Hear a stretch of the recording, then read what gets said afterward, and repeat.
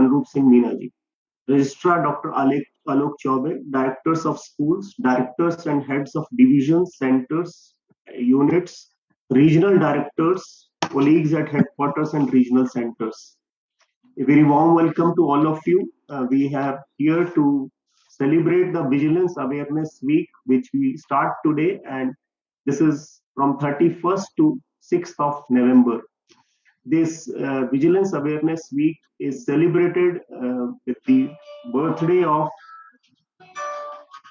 Sardar Patel ji, and this is done for 1 week, and we generally do the oath taking, and then later on we have lectures by different people, and so we'll start with the oath taking today. And today, after the oath taking,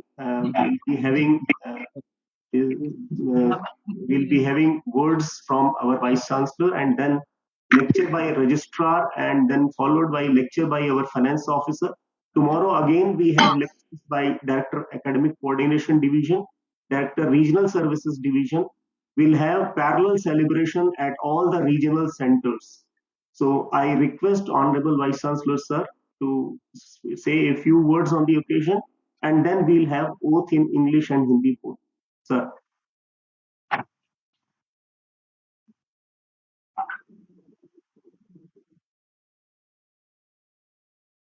आप सभी को प्रणाम। और पहले vote लेना है कि पहले बात करनी है? जयदीप जी। सर पहले आप 2 शब्द कहिएगा, उसके बाद वोट ले।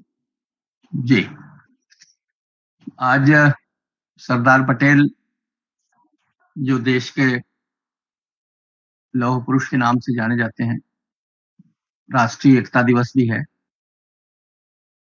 उसके अवसर पर आप सभी को बधाइयां।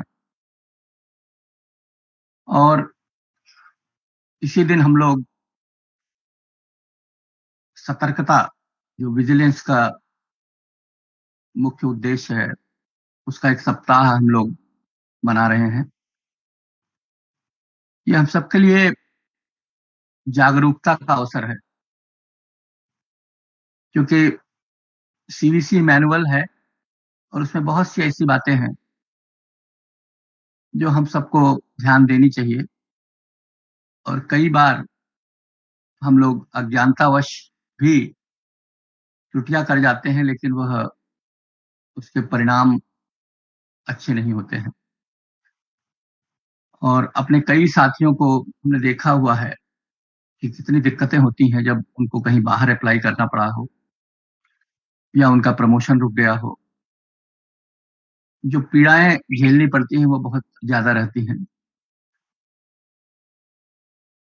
अधिकांश प्रकरणों में हमने ये पाया है कि अज्ञानतावश ही इस प्रकार की वे त्रुटियां करते हैं।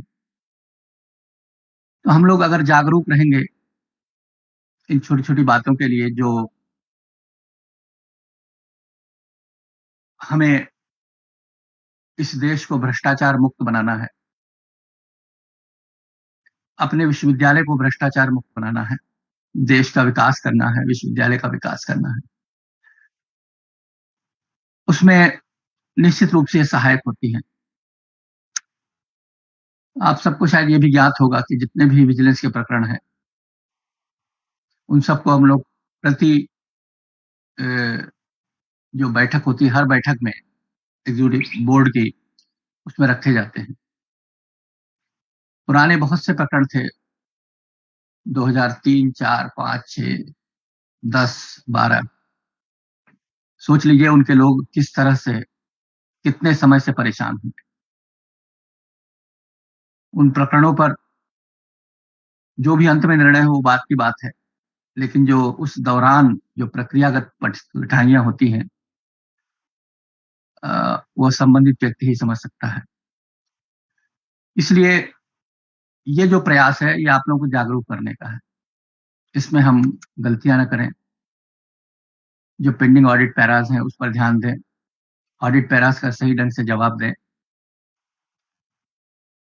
और जो भी विजिलेंस के संबंध में जानकारियां हैं उसको सही समय पर उपलब्ध कराएं।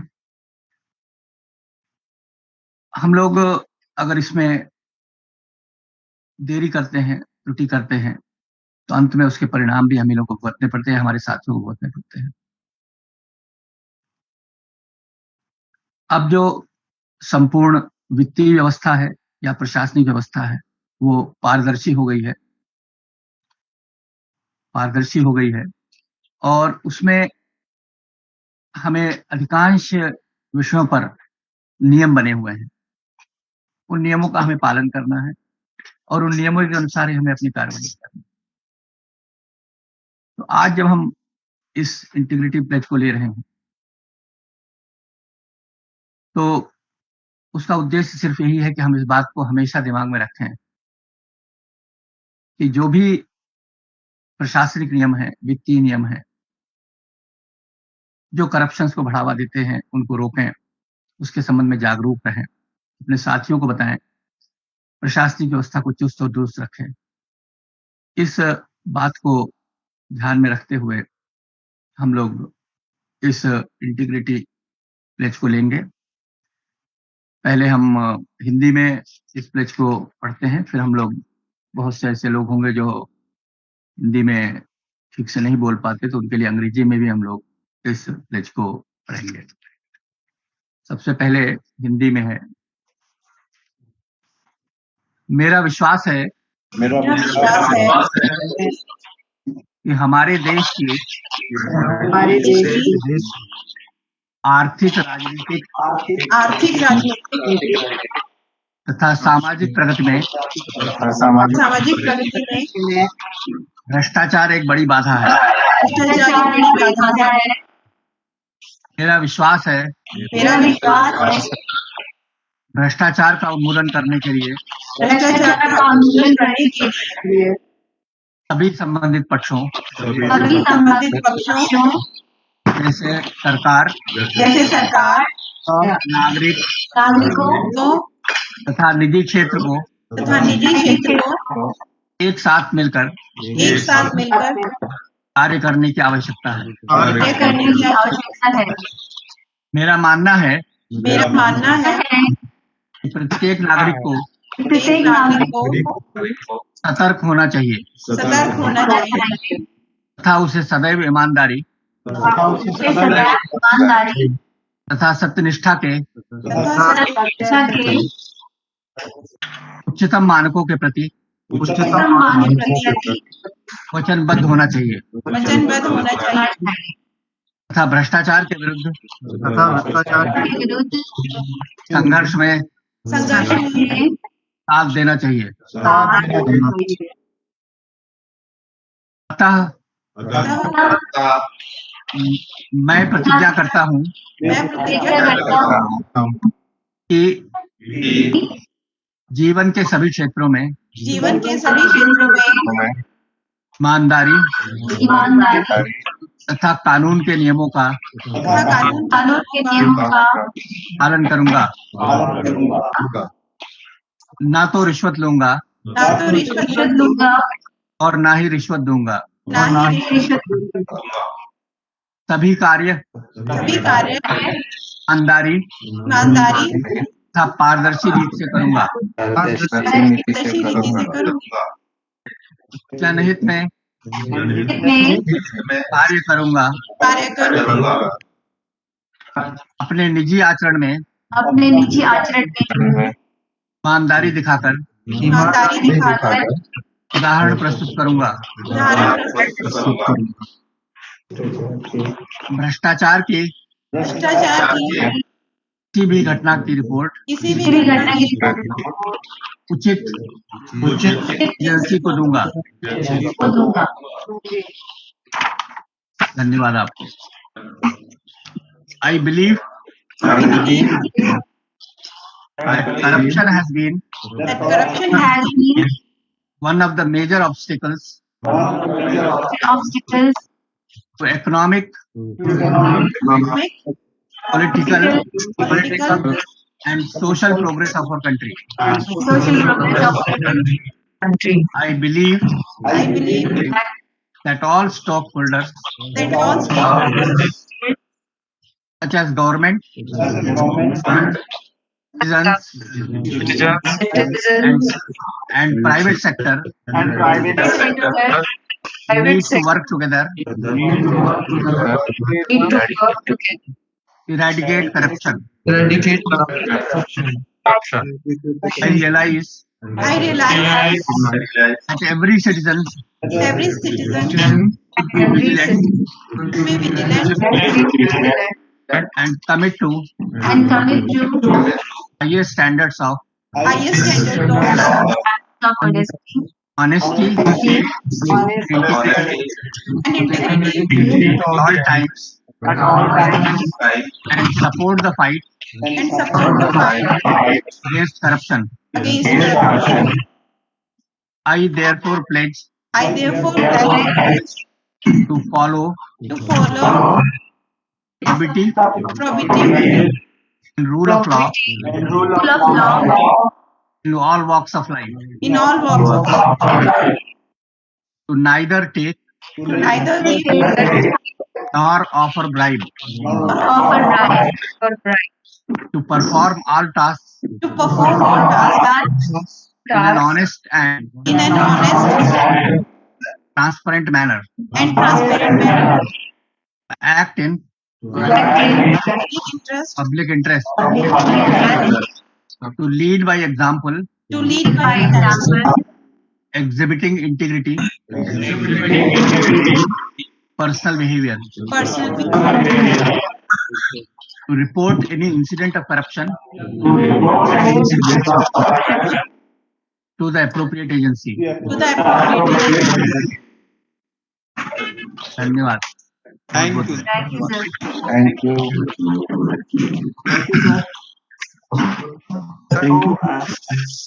We'll have a lecture by our registrar admin, Dr. Alok Chaube.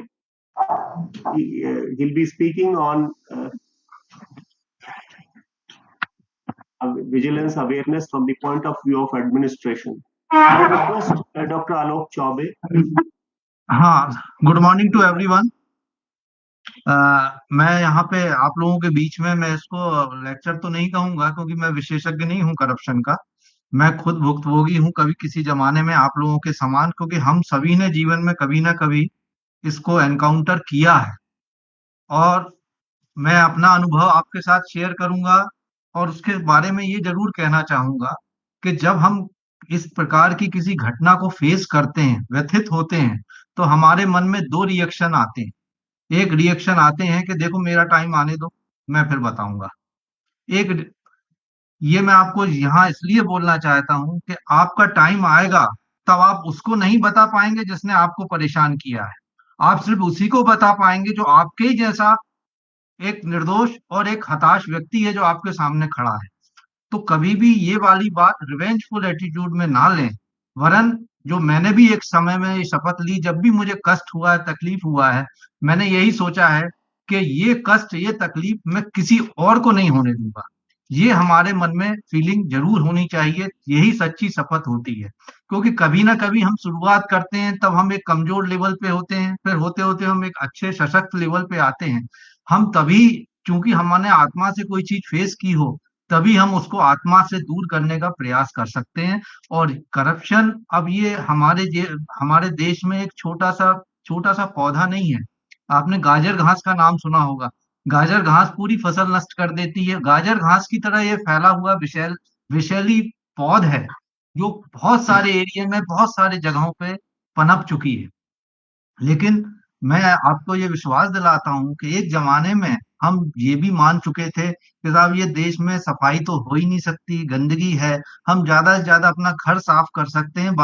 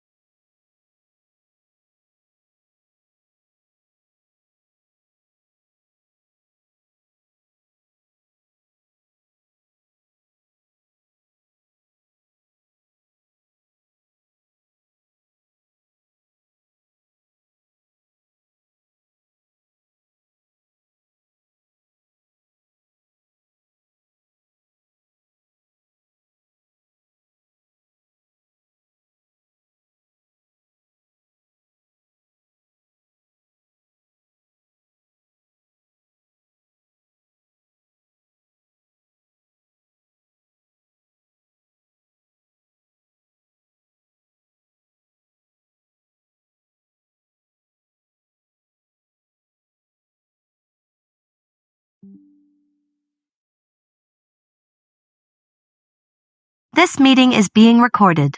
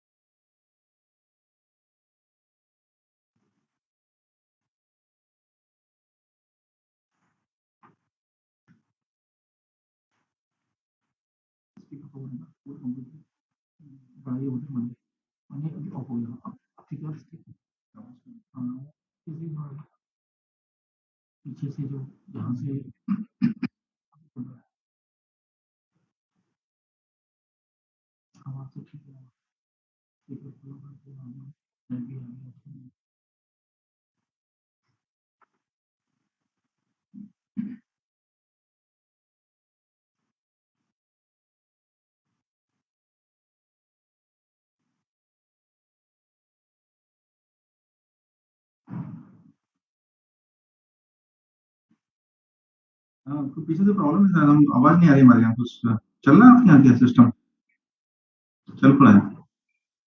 अच्छा अच्छा हाँ मुझे जी मैं सुन नहीं पा रहा हूँ, या तो म्यूट कर रखा है, कोई आवाज नहीं आ रही।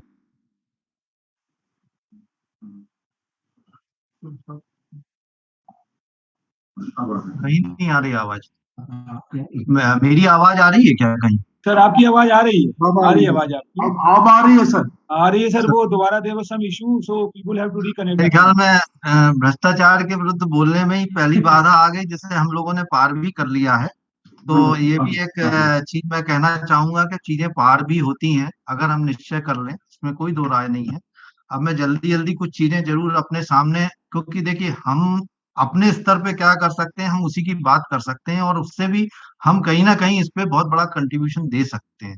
तो सबसे पहले इसी परिचर्चा में मैं कहूंगा कि हम पहले भ्रष्टाचार के रूप क्या क्या होते हैं, क्योंकि सिर्फ लेन देन वाला जो भ्रष्टाचार होता है ये परोक्ष भ्रष्टाचार होता है, लेकिन इसके प्रभाव अपरोक्ष होते हैं।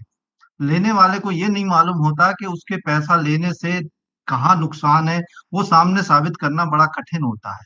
लेकिन अपरोक्ष जो भ्रष्टाचार हैं वो भी हम थोड़ा डिस्कस करना चाहें, जैसे नाम और पद की आड़ में अन्य द्वारा अवैध लेन देन ऊपर अपरोक्ष भ्रष्टाचार की श्रेणी में आता है। कि सपोज आप उसमें डायरेक्ट इन्वॉल्व ना हो, आपका कोई अधीनस्थ ही आप तक चीजें नहीं पहुंचा पा रहा है और उसके कारण विलंब हो रहा है जो आपकी जानकारी में नहीं है, but it is a negligence, आपके नाम पे किसी कार्य में विलंब कर किसी को परेशान किया जा रहा है, ये भी एक तरीके का अपरोक्ष भ्रष्टाचार होता है, जिसके लिए कहीं ना कहीं जिम्मेदार हम होते हैं। यहाँ हमें मॉनिटरिंग करने की बहुत जरूरत होती है, बहुत आवश्यकता होती है। फॉर एग्जाम्पल, हमने कई नगर निगमों में केस सुने हैं कि साहब चपरासी के पास से 2 करोड़ रुपया निकला। क्या ये संभव है कि सिर्फ चपरासी ही सारे काम करके 2 करोड़ कमा लेगा? लेकिन होता अक्सर कर यही है कि हम उस चपरासी को ही ब्लेम करने के बाद और उस मामले को उस पे कार्रवाई करके क्लोज कर देते हैं। ये कहीं ना कहीं भ्रष्टाचार को बढ़ावा देने वाली बातें होती हैं, क्योंकि हम उसके रूट काज में नहीं जाते। तो ऐसे बहुत सारे आपको उदाहरण मिलेंगे कि जिसमें हम अपरोक्ष रूप से भ्रष्टाचार के भागीदार हो जाते हैं, जिसमें हो सकता है जाने अनजाने हमारा इंटरेस्ट ना हो, लेकिन बाहर मैसेज यही जाता है कि ये अधिकारी के ही इशारे पे ये काम होते हैं। शायद आपने कोर्ट में भी देखा होगा, डेट लेते समय जज के सामने ही सामने वाला मनचाही डेट कुछ करके देता है, मालूम रहता है, लेकिन इसमें क्या होगा, अगर कुछ होगा भी तो हम कहते हैं साहब सामने वाला इन्वॉल्व है, लेकिन कहीं ना कहीं पूरा सिस्टम इन्वॉल्व होता है। इन चीजों से भी हम कहीं ना कहीं इनकाउंटर करते हैं और होते हैं, परेशान भी होते हैं। तो मेरा ये कहना है कि पहले हम ये भी एक तरीके से भ्रष्टाचार का पार्ट है, सिर्फ लेन देन ही भ्रष्टाचार नहीं होता है, हम अगर किसी ना किसी रूप में उसके पार्ट हो रहे हैं तो वो भी एक भ्रष्टाचार होता है। आगे एक भ्रष्टाचार होता है कि आप पारदर्शिता और गोपनीयता, ये दो चीजें बिल्कुल कंट्राडिक्टरी हैं। हम कई बार गोपनीयता की आड़ में पारदर्शिता से खिलवाड़ कर देते हैं और कई बार पारदर्शिता की आड़ में गोपनीयता से खिलवाड़ कर देते हैं। फॉर एग्जाम्पल, कहीं पे कोई कॉन्फिडेंशियल वर्क चल रहा है, हम कहते हैं यार ये तो साहब सब फाइलों में है और हमारे यहाँ से चीजें लीक कर दी जाती हैं, जबकि वो that is thing is in process, चाहे वो रिक्रूटमेंट हो चाहे बहुत सारी चीजें हो। दूसरी तरफ हमसे जब कोई आरटीआई में मांगता है तो हम पूरी कोशिश ये करते हैं कि इसको जितना डिले हो दे सकते हैं, देने में टाइम लें, कुछ ना कुछ हम इसका कारण बताएं कि साहब ये कॉन्फिडेंशियल है। इसमें पार्ट करना, इसका इसके लिए लिमिट तय करना कि कहाँ से पारदर्शिता खत्म होती है, कहाँ से कॉन्फिडेंशियली शुरू होती है, ये बड़ा कठिन है, ये हमारे स्तर का निर्णय है। लेकिन हाँ, इसमें भी हम कहीं ना कहीं सामने वाले के साथ अन्याय करते हैं और वो भी एक तरीके का भ्रष्टाचार है। अगर हम जानबूझ के चीजें छुपा रहे हैं या जानबूझ के चीजें लीक कर रहे हैं जो उस वक्त हमें लीक नहीं करना रहती। फॉर एग्जाम्पल, अगर कहीं रिक्रूटमेंट प्रोसेस हो रहा है, उस दौरान वो चीजें लीक नहीं होती, लेकिन जब हो चुका होता है उसके बाद कोई मांगता है तो हमारा पूरा दायित्व होता है कि हम उसको एक एक चीज जो मांगी जा रही है दें, अगर हम ट्रांसपेरेंट हैं। तो ये इसके बीच में भेद करना भी एक भ्रष्टाचार का कारण होता है, जो सामने वाले को महसूस होता है। फिर बहुत सारी सूचनाएं देना और फिर सूचनाओं को, बहुत सारी सूचनाओं को छुपाना, हम देते भी हैं तो उसमें हम एग्जैक्ट न्यूज हम ना देने की कोशिश करते हैं और कई बार हम जो चीज छुपाना चाहते हैं वो भी हम बता बैठते हैं। तो ये सारी चीजें कहीं ना कहीं सिस्टम को इफेक्ट करती हैं और इससे कुछ लोग लाभ उठाते हैं जिस जो आपकी जानकारी में नहीं होते हैं, अगर वो आपके डिपार्टमेंट की चीजों को लीक करना। तो मेरा इसमें ये है कि इसमें आपकी मॉनिटरिंग, अगर आप डिपार्टमेंटल हेड हैं, आपकी मॉनिटरिंग बहुत बड़ा महत्व, बहुत बड़ा रोल अदा करती है कि आपको ये मालूम होना चाहिए कि कोई चीज है, अगर आप उसमें, फॉर एग्जाम्पल मैं दूं, मुझे नहीं मालूम, मुझे बाहर से ये पता चलता है, फीडबैक अगर मैं लेता हूँ, एक तो फीडबैक पे हमें बहुत जोर देना चाहिए। मैं मैंने भी जब एक जमाने में रहा है तो मेरा हमेशा ये कोशिश रही, कोई भी अगर मुझसे मिलना चाहता है तो मैं मिलूँ, यहाँ थोड़ा सा मैं कमजोर पड़ रहा हूँ, यहाँ काम बहुत है। अदरवाइज जहां तक मेरी कोशिश है कि हमें फीडबैक जरूर लेना चाहिए। फीडबैक कई बार ये मिलता है कि साहब ये इसका काम जल्दी हो जाता है, इसका काम नहीं होता। तो ये भी हमारी मॉनिटरिंग का पार्ट है कि हम ये देखें कि भाई किसने कब अप्लाई किया और कब हम उसका काम सॉर्ट आउट कर रहे हैं। तो ये हमारे मॉनिटरिंग का पार्ट है, अदर मैसेज हमारे विभाग से गलत जाता है। तो ये सारी चीजें मैं कह रहा हूँ, इसका भले विजिलेंस से संबंध ना हो, मेरा विजिलेंस इसके बाद भी क्लियर हो जाएगा, बट एक सैद्धांतिक रूप से ये गलत प्रक्रिया है। मुझे सबके साथ न्याय करना, अगर मैं जहां पे भी बैठा हूँ, अगर मैं प्रोफेसर हूँ तो मुझे हर छात्र के साथ न्याय करना है, ना कि कुछ ही छात्रों के साथ। अगर मैं इस रजिस्ट्रार हूं तो मेरा पूरे एम्प्लॉइयों के प्रति एक यूनिफॉर्म दायित्व होता है, एक तरफा किसी सेक्शन के लिए सपोर्ट किसी के लिए नहीं, ये नहीं होना चाहिए। कार्यों और कार्याविधि के नियमों का उल्लंघन करना, तो एक हर डिपार्टमेंट का एक सिस्टम होता है। देखिए मेरे पास कई लोग ये भी आए, बोले साहब कि मेरा ये ड्यू था और मुझे प्रमोशन नहीं मिला तो मैंने तो काम ही करना छोड़ दिया। मेरे मुंह पे बोले वो, साहब मैंने तो अब काम ही करना छोड़ दिया। तो ये मैंने उनसे यही पूछा कि फिर तो शायद आपने सैलरी लेना भी छोड़ दिया होगा, क्योंकि काम की आपको तनख्वाह मिल रही है। प्रमोशन मिलना, किसी को कुछ मिलना ना मिलना, ये एक अलग इशू हो सकता है। लेकिन अगर मैं कहूं कि मैं कार्य ही नहीं कहूंगा क्योंकि मुझे ये पर्टिकुलर प्रमोशन जो मैं समझता था कि ये मिलना चाहिए, नहीं मिला, तो ये भी एक तरीके का करप्शन ही है। हम अपने कार्य के साथ हम मुफ्त की तनख्वाह लेना भी एक करप्शन में ही आता है। दूसरी चीज, हम कार्यविधि का पालन नहीं करते। कई लोग हैं, आज वो जब इंटरव्यू में होते हैं, अगर आप उनसे पूछेंगे साहब आप 9 बजे आ पाएंगे, वो बिल्कुल कह रहे साहब 9 क्या, आप तो 7 बजे कहिए हम आ जाएंगे। लेकिन यहाँ पे हमको कई लोग ऐसे आर्गुमेंट देते हैं, साहब मैं 20 किलोमीटर 25 किलोमीटर से आता हूँ, 50 किलोमीटर से आता हूँ, ये होता है वो होता है। तो इस कारण से उनको ऐसा लगता है कि मेरा देर से आना बिल्कुल जस्टिफाइड है। तो ये भी एक तरीके का करप्शन है। आप अपने ही विभाग के अंदर करप्शन कर रहे हैं, ठीक है, अगर आपको अथॉरिटी उस चीज के लिए सजा नहीं दे रही है, पेनलाइज नहीं कर रही है, बट आप अपनी आत्मा से पूछें तो आपको लगेगा कि ये भी एक पार्ट ऑफ करप्शन है। ऐसे ही संस्था और संस्थागत कार्यों के प्रति निष्ठा, एक ये भी एक इशू आता है कि हम संस्था के प्रति कितने निष्ठावान हैं और संस्थागत कार्यों के प्रति कितने निष्ठावान होते हैं। तो कई बार ये होता है कि हमें कोई लिबर्टी जरूर मिलती है, लेकिन हम शायद उसका उतनी निष्ठा से पालन नहीं कर पाते। हम लिबर्टी, दो चीजें होती हैं, एक लिबर्टी आपको मिली हुई है और एक आपका खुद का दायित्व है। कई बार हम उस लिबर्टी का यूज कर लेते हैं बट अपने दायित्व का पालन करना उचित नहीं समझते। हम सोचते हैं कि साहब हमको तो लिबर्टी मिली है, यही हमारा पावर है और हमें इसको इसको यूज करना चाहिए। तो इसके भी कई एग्जाम्पल आपके सामने आएंगे, आते होंगे। अब मैं आपको फॉर एग्जाम्पल मैं आपको ये कहता हूं कि कई बार ये होता है कि जैसे हमने एक बड़ा कॉमन डायलॉग है कि delay in justice itself is injustice. मैं कहता हूँ हमारे यहाँ कई बार क्या होता है कि कमेटियां बनती हैं, वो होती हैं, मतलब कमेटी बनाने के पीछे आप क्या सोच सकते हैं, एक एक बाल्टी एक नल से 1 घंटे में भरती है, तो 3 नल से वो बाल्टी कितने टाइम में भरेगी, वो भरेगी 20 मिनट में। लेकिन नॉर्मल हमारा कैलकुलेशन क्या होता है कि साहब कमेटी इसलिए बनाई है कि 1 घंटे में एक बाल्टी भरती है, तो एक बार 3 नल से वो 3 घंटे में भरेगी। ये हमारा कमेटी का आउटकम जनरली होता है। कमेटियों में 3 3 ब्रेन और 3 या 10 जितने भी कमेटी मेंबर हो, वो ब्रेन इसलिए कमेटी बनाई जाती है कि उनका ब्रेन अप्लाई करके हम मैटर को जितने जल्दी से जल्दी सॉर्ट आउट कर दें। लेकिन आप देखेंगे कि बड़े बड़े शासन लेवल से लेकर हर लेवल पे कई बार कमेटियों का भी मिसयूज होता है और ये अपने आप में एक इनजस्टिस होता है और ये भी एक तरीके का करप्शन का पार्ट है अगर हम माने तो। नेक्स्ट है, अब हम ये कहना चाहते हैं साहब ठीक है, ये तो डिफरेंट पार्ट ऑफ करप्शन हो गए हैं। अब बढ़ते भ्रष्टाचार के कारण क्या। एक तो अगर हम थोड़ा विचार करें कि बहुत लॉन्ग डेज में, इवन 80s में हमारे यहाँ ग्लोबलाइजेशन ऑफ मार्केट हुआ नहीं था। तब हमारे पास कई लोग ऐसे होते थे, कई डॉक्टर मित्र ऐसे होते थे, वो ये बताते थे कि यार अब हम ज्यादा कमा के क्या करेंगे, एक गाड़ी यहाँ फिएट आती है या एम्बेसडर आती है, एक घर बना लिया, अब मैं रहूंगा तो पैसा कहाँ रखूंगा। लेकिन उसके बाद जब ग्लोबलाइजेशन हुआ और बहुत सारी इंटरनेशनल लेवल की लग्जरीज मार्केट में आई, आज की डेट में कार 2 लाख से लेकर 2 करोड़ से भी ज्यादा की कारें आती हैं। तो उस समय ये चीज भी, उस समय के डिस्कशनों में शक जाहिर किया गया था साहब ये भी कहीं ना कहीं करप्शन को प्रोत्साहित करेंगी, आदमी के पास खर्चे की लालसा बढ़ जाएगी। एक तो वो रहा है। दूसरा अगर आप पाएंगे कि जो हमारा मीडिया है, सोशल मीडिया है, जो हमारा न्यूज मीडिया होता है, इन्होंने भी कहीं पे बहुत हद तक ग्लोरिफिकेशन किया है। आप देखते होंगे आज की डेट में, अगर हम देखें, अगर कोई बहुत बड़ा क्रिकेट खिलाड़ी है या कोई बहुत बड़ा खिलाड़ी है, एक तो क्रिकेट खिलाड़ी मेरे मुंह से भी निकला क्योंकि वो रिच गेम है।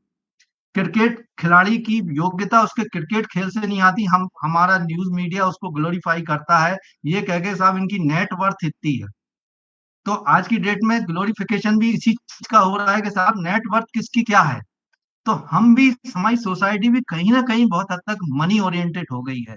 हम एक ईमानदार आदमी, एक अच्छे आदमी में और एक बेईमान और अमीर आदमी में फर्क करना धीरे धीरे भूलते जा रहे हैं।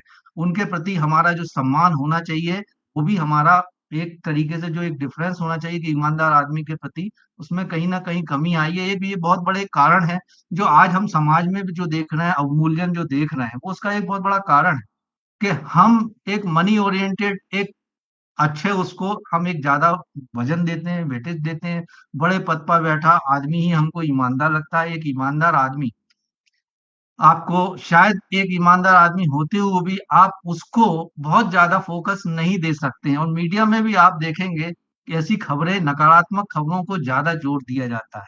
हमारे फिल्मों में भी आजकल आप देखें, आजकल के हीरो, आजकल वैसी फिल्में भी नहीं बनती हैं। आजकल तो वो नेगेटिव हीरो ही बनते हैं जो किसी भी तरीके से सामने वाले का विध्वंस कर दें, कोई सीधा रास्ता ना अपनाएं, हिंसात्मक रास्ता अपनाएं। ये सारी चीजें आज की डेट में बड़ी ग्लोरीफाई हो रही हैं। तो ये सारी चीजें हमारे समाज का अवमूल्यन प्रदर्शित करती हैं, और इसके कारण ये ये बहुत ज्यादा हमारे उसमें समाज में जो चीजें आ रही हैं, हमारी सोच में बदलाव आ रहा है। ये सब चीजें हमें इस डायरेक्शन में भी कहीं ना कहीं सोचना चाहिए कि हमने अपने जीवन में किसको आदर्श माना है। इसी का मैं उदाहरण देता हूँ। जब भी कभी हम कहते हैं कि साहब भारत विश्व गुरु बन जाएगा, तो हम कहते हैं साहब हम तो गरीब हैं, हम कहाँ विश्व गुरु बनेंगे। लेकिन कभी आप आत्मा में झांक के देखें कि आपको सबसे अच्छा शिक्षक कौन सा लगा। आपका आइडियल शिक्षक वही था जो स्कूल में एक छोटे से घर में रहता था, है, साइकिल से आता था, लेकिन उसने आपको सबसे अच्छा पढ़ाया। तब हमको समझ में आता है कि वाकई गुरु बनने के लिए कोई जरूरी नहीं है कि हम बहुत अमीर हो जाएं या बहुत हमारे पास पैसा आ जाए।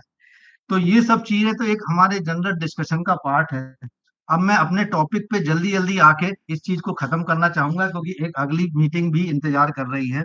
जैसे मैंने इसमें ये कहा था कि साहब emphasis on professional ethics, e governance and digital transaction. Professional ethics, हमारी नई जो राष्ट्रीय एजुकेशन पॉलिसी है, उसमें भी एथिक्स पे बहुत जोर दिया गया है। प्रोफेशनल एथिक्स हम प्रोफेशन में आके सीखें, ये संभव उतना नहीं होता, जबकि हम छात्र जीवन से उनको अपनाएं।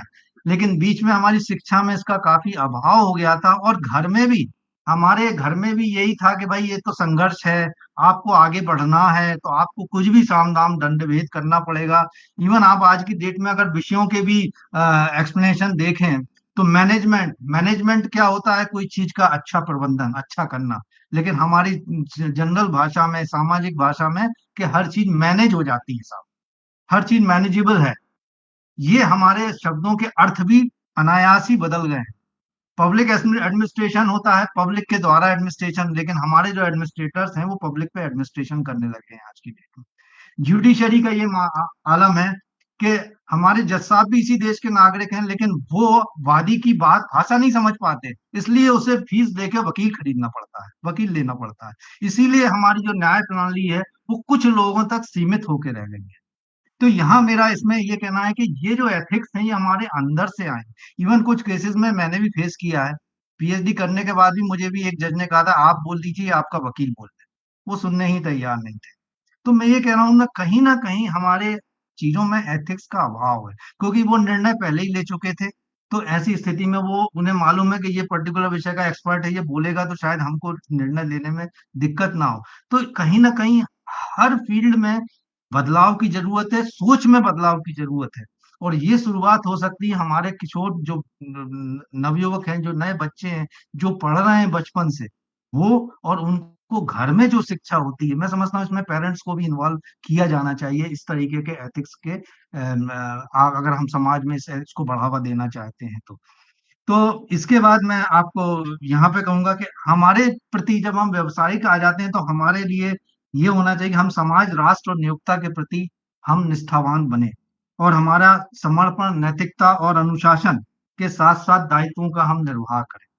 तो ये चीजें तभी संभव है कि जब हमारे को बहुत शुरू से हमारे मन में एथिकल फीलिंग होगी, और हम उस पे एथिक्स पे जाना चाहेंगे। और इसमें मैं फिर भी आपसे ये कहूंगा कि आज की डेट में ये कहना कि मैं आज पूरी तरह सब चीजें बदल दूंगा, ये संभव हर जगह पे नहीं होता है।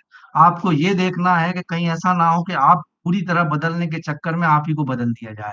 और आप, जब आप बदल जाएंगे, तो जो दूसरा आएगा हो सकता है वो किसी अलग किस्म का आदमी हो, और जो आप चेंज करना चाहते थे वो उस विभाग में, उस जगह पे और ज्यादा बढ़ जाए। हमारी कोशिश ये होना चाहिए कि हम सिस्टम को समझें और जितना भी परिवर्तन सकारात्मक कर सकें वो करने की कोशिश करें। अब सकारात्मकता का भी मैं आपको एक उदाहरण दूंगा। हम गणित की भाषा में देते हैं धन प्लस धन धन होता है। जब हम दो प्लस जोड़ते हैं तो धन होता है। सकारात्मक व्यक्तियों से आप जरूर सकारात्मकता रखें, लेकिन सकारात्मकता ऋणात्मक प्रवृत्ति के आदमियों से ना रखें, क्योंकि ऋण और धन मिलके हमेशा ऋण होता है। तो आप उस संस्था के लिए ऋणात्मक ही योगदान देंगे अगर आप एक ऋणात्मक प्रवृत्ति के व्यक्ति के साथ सकारात्मकता रखते हैं। इसी तरह अगर आप नकारात्मक व्यक्ति के साथ नकारात्मक व्यवहार रखते हैं, उसे सुधारने की कोशिश करते हैं, तो आप ये मान के चलिए दो ऋण मिलके धन बनते हैं और आपकी संस्था को उसमें धनात्मक फायदा ही होता है। आप संस्था के हित में कार्य करते हैं। तो कभी भी हम ये भी सोचते हैं कि साहब हमारी छवि खराब ना हो जाए, इसलिए हम हर आदमी को सपोर्ट छोड़ देते हैं, भाई करिए, आप आपको जो करना हो करिए, हैं। हम उसके साथ भी सकारात्मक, तो हर जगह ये चीज भी उचित नहीं होती है। अब मैं आपको ई गवर्नेंस का उदाहरण देता हूँ। ई गवर्नेंस में आपका ये होता है कि आप जो भी प्रोसेस आपके यहाँ रिपीटेबल हैं, आप उसकी एक एसओपी बना के चलें जो बहुत पब्लिश्ड हो। हाँ, इससे एक नुकसान जरूर होगा, जो लोग आपके विभाग के आपके चेम्बर के चक्कर लगाते हैं वो लगाना बंद कर देंगे और आएंगे भी तो एक कॉपी लेके आएंगे, देखो साहब ये आप ही ने अप्रूव कराया हुआ, आप इसी का पालन नहीं कर रहे। ये हम अगर हमारे ईगो फीलिंग है हम शायद इसको नुकसानदायक मान सकते हैं, लेकिन इससे काम में बहुत प्रोग्रेस आएगी, बहुत तेजी आएगी। हमें मालूम है कि हमें ये काम इस प्रोसीजर से करना, अगर वो रिपीटिंग प्रोसेस है तो ये चीजें हम। दूसरा, हमारे विभाग में गार्ड फाइल होना चाहिए, हमें हर चीज का तत्काल त्वरित निर्णय लेने की स्थिति में होना चाहिए, क्योंकि ये बात जरूर है कि कार्यों में, जिन कार्यों में निर्णयों में देरी करने से कई बार उसका मतलब ही नहीं निकलता है, इसलिए हमें जल्दी से जल्दी उचित निर्णय लेना ही हमारी संस्था के हित में होता है। उसमें हमारे पास सारे रेफरेंस हमारे पास मौजूद रहें तो उसको हम ज्यादा अच्छे से क्रियान्वयन कर सकते हैं। अब इन सब के बावजूद ये सब सभी संभव होता है, सारे दिशा निर्देश, सारे चीजों का पालन, इसमें हमें कठोर इच्छा शक्ति रखना पड़ती है और हमारा फोकस उस कार्य को करने में होना चाहिए, ना कि उस कार्य से हमको कितनी तारीफ मिलती है या वेटेज मिलता है, ये होना चाहिए। हमारे विभाग, हमारे चेम्बर के जितने ज्यादा लोग चक्कर काटते हैं, हो सकता है कोई अहम वाला व्यक्ति बड़ा खुश हो जाए कि देखो तुम मेरे दरवाजे पे लोग, लेकिन सच्ची एक अधिकारी की सफलता तभी होती है जब उसके चेम्बर में लोग चक्कर नहीं लगाते, जाने की जरूरत ही नहीं पड़ती है। अब इसमें एक कारण और भी मैं बता दूं, जब आप कोई चीज विलंब हो रहा है, आपका नीचे वाला भी विलंब कर रहा है, तो संदेह ये जाता है कि साहब इसके लिए कोई ना कोई अनुचित लाभ की आशा की जा रही है। तो ये जरूर आप ध्यान रखें कि कोई भी चीज आपके यहाँ पेंडेंसी होती है तो आप एक शक के दायरे में स्वयं को महसूस करेंगे। अब मैं लास्ट जल्दी में ही एक पॉइंट आता है, डिजिटल ट्रांजेक्शन्स। डिजिटल ट्रांजेक्शन से मेरा मतलब सिर्फ मनी ट्रांजेक्शन तो है ही, आज की डेट में हमको व्यक्तिगत रूप से इसका बड़ा लाभ है। पहले नहीं तो हम तनख्वाह लेके आते थे, हमारा पर्स गया, हमारी तनख्वाह ही महीने की निकल जाती थी। आज की डेट में हमारा पैसा चोरी होना, ये सब होना, ये काफी सिक्योर्ड हो गया है डिजिटल ट्रांजेक्शन्स के कारण, डिजिटल फैसिलिटीज जो हमको मिली हुई है। लेकिन डिपार्टमेंट लेवल पे अगर हम ई ऑफिस पे जोड़ दें और हमारी हर चीज डिजिटली स्टोर होगी, तो मैं आपको ये बताना चाहूंगा कि मैं चूंकि 3 साल व्यापम जैसी जगह पे रहा हूँ, व्यापम का पूरा घोटाला सिर्फ डिजिटल ट्रांजेक्शन जो हुए थे उस समय के, डिजिटल शीट्स जो थी, जो भी डिजिटल रिकॉर्ड था, वो जिनने किया था उनने मिटा दिया था, लेकिन वो मिटाना संभव नहीं होता। किसी न कि वो 2-3 जगह ऐसी जगह स्टोर होता है कि वो रिट्रीवेबल होता है। तो जब ऐसा रिकॉर्ड हम मेंटेन करेंगे जो रिट्रीवेबल होगा, अदरवाइज आपने देखा होगा जहां हार्ड कॉपी में रिकॉर्ड रहता है अक्सर का वहां आग लग जाती है। आपको मालूम होगा जब भी कोई जांच होने वाली या कोई बड़ा प्रकरण होता है, उन जगहों पे आग लग जाती है। अपने आप लगती है, लगा दी जाती है, मैं नहीं कहता, लेकिन हाँ, तो ये चीज डिजिटल ट्रांजेक्शन से नहीं होगी। और जब हमारी मानसिकता में ये आ जाएगा कि जो हम कार्य कर रहे हैं वो विधिवत रिकॉर्ड हो रहा है, आज नहीं आज से 10 साल बाद वो वापस निकाला जा सकेगा, तो शायद हम अपनी मानसिकता में भी बदलाव करने की स्थिति में रहेंगे कि नहीं, अब हमें कोई गलत काम नहीं करना क्योंकि ये रिकॉर्डेड है और ये कभी भी सामने आ जाएगा। हार्ड कॉपी में ये चीज जरूर सुविधा रहती है कि भाई आपने पूरी फाइल ही जला ली है, आपके डिपार्टमेंट में आग लग गई तो ठीक है, वो चीज खत्म हो गई। तो इसीलिए डिजिटाइजेशन वो हर फील्ड में बहुत ज्यादा मायने रखता है और हमारे को ये करप्शन फ्री इंडिया में इसका बहुत बड़ा सहयोग होगा। सरकार खुद ही चल रही हो, ये भी हम आप आज की डेट में आपको बता दें कि डिजिटल ट्रांजेक्शन जो पर्सनल लेवल पे आज की डेट में कोई आदमी, एक व्यक्ति जब कैश लेके खड़ा होता है और एक आदमी अपना कार्ड लेके खड़ा होता है, तो लोग वैसे ही उसको शक की निगाह से देखने लगते हैं कि यार इनके पास कैश इतना कहाँ से आ गया। तो अपने आप में समाज में भी बदलाव आ रहा है ये चीज को देख के, और ऑफिसों में भी ये बदलाव आ रहा है कि नहीं भाई मेरा कार्ड यार कौन जाने कहाँ किसने कर लिया होगा।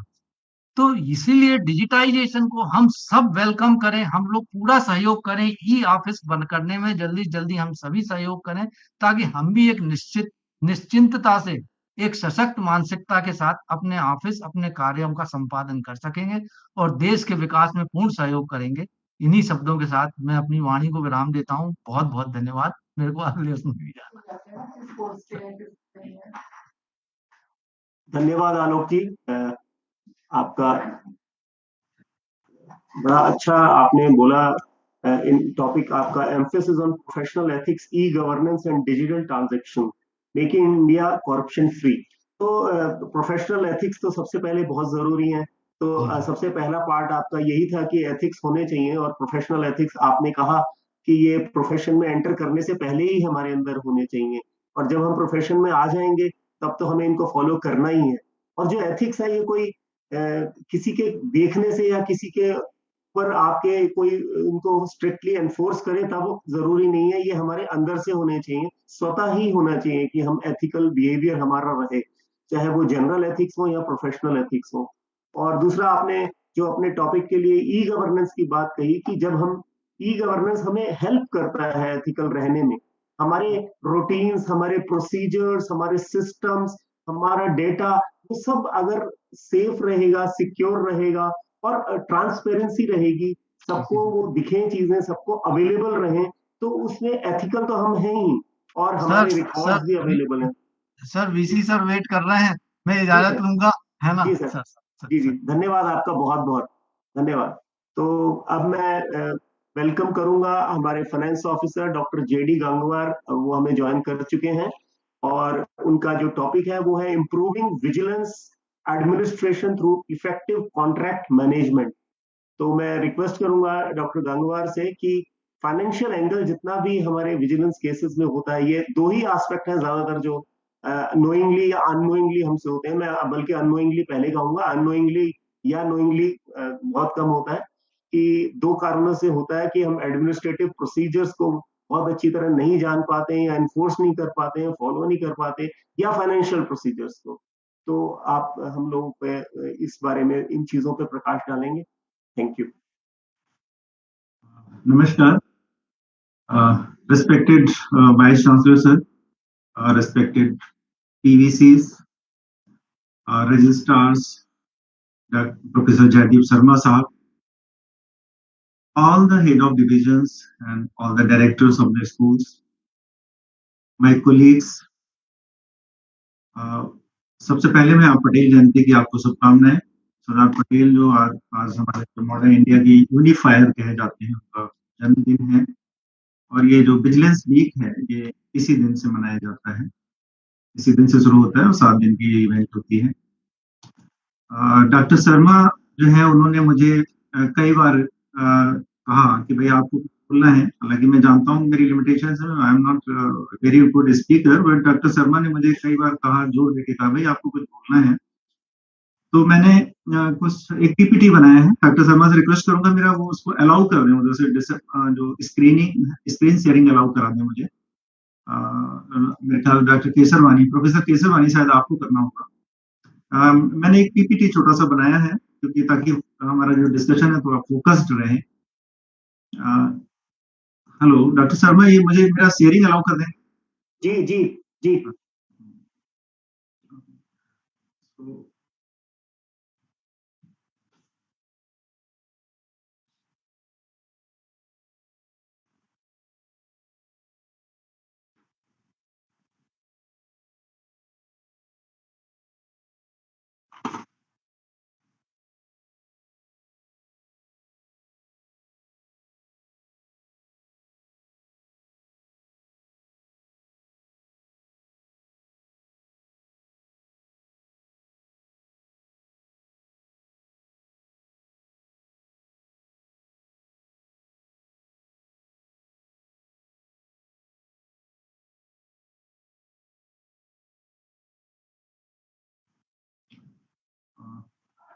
आप ट्राई कीजिए, मेरे ख्याल से अलाउ करेगा। Okay, sure.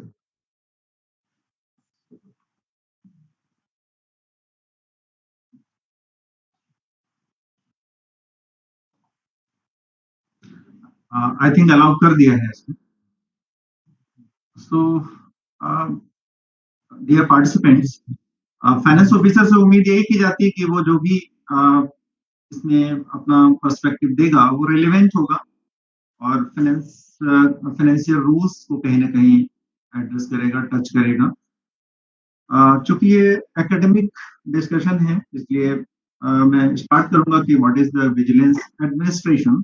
हालांकि आप सभी लोग जानते हैं, जहाँ चीफ विजिलेंस ऑफिसर बैठे हो वहाँ मुझे ही बताने की जरूरत नहीं है, लेकिन चूंकि एकेडमिक डिस्कोर्स है तो मैं शुरू करूंगा कि विजिलेंस एडमिनिस्ट्रेशन होता क्या है। मुझे लगता है सब लोग देख पा रहे हैं मेरे इसको, स्लाइड को। मेरी slide, okay, thank you. So I will start with the topic of vigilance administration. What is vigilance administration? Generally, vigilance administration is looked upon as a something extraneous activity,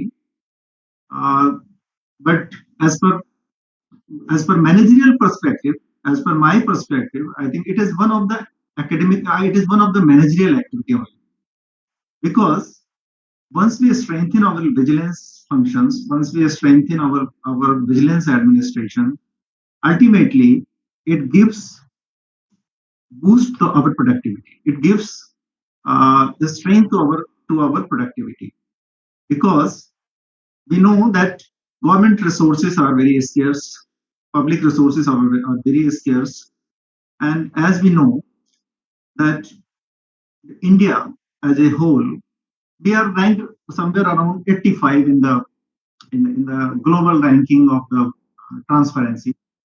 We are aware now that every year the Transparency International, they are issuing a list, and unfortunately India has been ranked below 80. I think we were 86 in 21 and now we are 85 in 22. A country which is fifth largest area wise, a country which is I think second largest population wise, but we are faring very poor in the transparency index. Why? Because we are least careful about our vigilance activity, vigilance administration. Now the time has come that we have to look upon the vigilance administration as a part of our holistic administration. It is as important as the finance administration, the personnel administration, operational administration. I think we have to look it in the same way. Vigilance is one of the activity of the management, because finally it gives a clean and prompt administrative structure. It adds promptness in our efficiency and effectiveness. So this is the vigilance administration perspective, which the Vigilance Commission is emphasizing day by day. Ultimate objective of the vigilance administration is to assist the management in achieving the targets, and to achieving the not only target but in the time bound manner. Now, in the vigilance administration itself, if we look at the contract part, because we are aware that the public spending in India is the biggest source of corruption. The CBC has been highlighting this for very long. The public funds are spent, huge public spending is going on, and because of our lack of the sensitivity on our managerial people, on lack of sensitivity on the people who are responsible for spending, a substantial amount is going in the unproductive expenditure. So where is the this contract management comes into relevance? We know that a major spending goes through bigger contracts. Government of India enters into huge contracts, road constructions, highway constructions, airport constructions. And if we look into our IGNOU context, if we see our expenditure pattern, a substantial amount here also goes into the maintenance activities. And we also enter into the contracts with the external parties. The idea is that if the contracts management is done in an effective way, if we follow the Government of India instructions, CVC guidelines, and GFR in letter and spirit, then we can make this activity more efficient and more productive. So, in this contract management topic, I have taken most of the points from the GFR and some of the point also from the website of the CBC, guidelines of the CBC, and those guidelines and those points of the GFR I have put into the points into these slides. So what is the contract management? Contract management is the process of managing contract creation, contract execution, and contract analysis. What is contract creation? Contract creation is a legally binding agreement with the prospective suppliers, with the prospective bidders, with the prospective uh, uh, constructions, manufacturers, printers. So what is contract creation? Contract creation means entering into a legally binding agreement. In the following slides, I will try to highlight how we can make this relationship more valid through a legally strong type of drafting and signing of the contract. And second is the contract execution. Once we have entered into creation of the contract, and then the second part comes the execution. Execution is nothing but it is ensuring the compliance of the contract terms in the stipulated time frame. Whatever time frame has been stipulated in the contract document, if we are able to conclude that contract within that time frame, contract is treated as executed. And third part in the contract management comes the contract analysis. Unfortunately, this is something most ignored part of the contract management in the government organizations. Because once we think that we have entered into contract and our work is done, then we are least bothered about the contract analysis. Contract analysis also important functions in the efficient management of the contract. And CBC has been laying emphasis time and again that we have to finally analyze that up to what extent the contractors or the suppliers they have come up to the expectations of the contracts. They have come up to the terms of the contract, and up to what extent variations are there. And if the variations have happened, then what is the impact of those variations? Has it cost anything extra to the government exchequer, or there has been any unethical practices involved into this, or there has been any kind of influences being built by the contractors and bidders on the firm who has given the contract. So contract analysis, unless it is done, we will not be able to find out the loopholes and plug those loopholes for the further streamlining of the contract process. So the contract management finally, it helps us in maximize the operations and financial performance while reducing the financial risks. Financial risk means the mitigation of the risk, because if the contract is not handled properly, it results into the pecuniary losses to the organization. So finally, it is a helpful tool. If it is managed properly, it is a helpful tool in mitigating the risk also. Next slide shows that why the contract management is important. I need not to overemphasize, because we are all aware, IGNOU being a biggest university of the India, rather I would say biggest university of the world, we have a decentralized pattern of spending. Our divisional heads are having authority to spend, our regional directors have the authority to spend. So we all are aware of the basics of the spending, basic tenets of the spending conditions, and basic concept of the austerity. We all are aware. But still, if you go by theory, then the basic objective and the basic aim of the contract management is to ensure that we get what we pay and contract for. We enter into a contract with a certain objective, with a certain expectation that this particular item with these particular parameters, these particular technical specifications will be delivered to us. So it is the duty of the spending officer to ensure that whether he is getting whatever was promised on the contract and whatever was expected under the contract to desired outcome, to ensure that we get the desired outcome. Not only the delivery is important, but the important is the purchased item, the contracted article, whether it is used for the desired outcome. I mean, that is the outcome for which purpose it was procured and the contract was made. And thirdly, which is most importantly, we have to also see that the payment which is being made, whether it is matching with the performance of the article we have purchased. I have come across in my tenure in the government service, I have come across the situations where we are more interested in procuring rather than putting the items for the purpose. I was in a scientific organization where I've seen the German machines were procured and they were not opened for years together.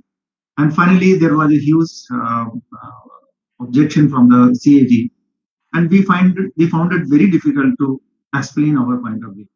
So ultimately, we have to see that whether the payments which are being made, whether they match with the performance that was expected out of that particular purchase. Not only purchase is important, but it is more important that the purchased item is put for the use and the full benefits of being extracted out of that purchase. So the next slide I will explain. It says about the issues involved in contract management. What are the issues that are involved in the contract management? CBC has an office called Chief Technical Examiners Organization. I have gone through a report of that Chief Examiners Organization, which highlighted the common irregularities, common lapses in the contract management. Some of these I have mentioned here. The first very common lapse and very common irregularity was noticed. It was poorly phrasing the contract document, insufficient clauses, sketchy terms and conditions of the contract. These are the words used in the report of the chief technical examiners. See, once we phrase our contract in a poor terms, or once we don't mention all the relevant clauses in our contract, or our terms and conditions are sketchy. Sketchy means that they are having only a very bare minimum points. They don't cover the entire thing. So then the chances is that it will be misinterpreted. The chances is that it will be misunderstood by the other party, and the chances are that the other party will exploit your weaknesses in its commercial interest. So these are the general weaknesses of the contracts for drafting: insufficient terms conditions and sketchy terms and conditions. Also was seen that some of the terms and conditions are vague. That means it is not clear what does it mean, and sometimes they are conflicting. I mean, I have seen that contract document, if it can be finished in 5 pages, but because nobody want to pay attention, people find it very cumbersome process, and the contract document sometimes runs in say 100 pages, 50 pages, and then you lack, you lose the track that where on which page what you have written, and that results in sometimes contradictory terms and conditions. So these are the common errors and irregularities noticed. And one is obsolete, unwarranted matters in the contract document. I have seen that in some contract document in our organization itself, they are mentioning that VAT is inclusive. Now we all know that VAT has gone, VAT is vanished into around 2017. but our contact document is still carrying the word VAT.